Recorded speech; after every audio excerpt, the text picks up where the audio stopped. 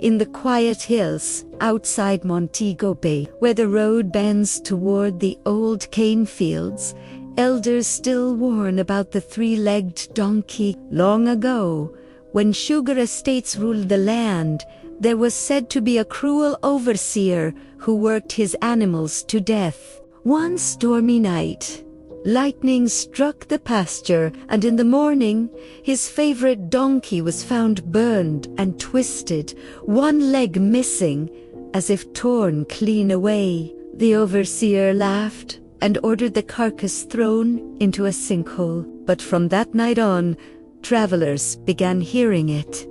Clip, clop, clip. Only 3 hoofbeats. They say the creature roams lonely roads near Rose Hall great house.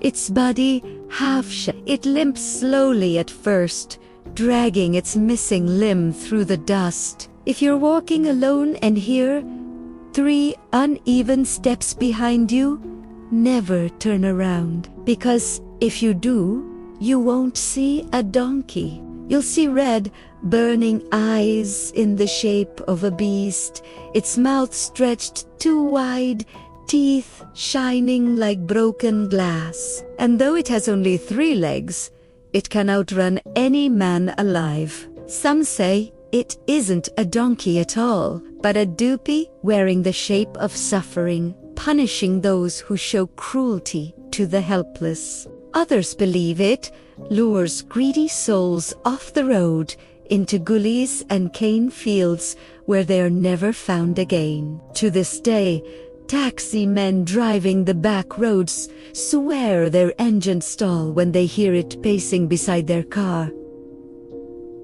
Clip, clop, clip.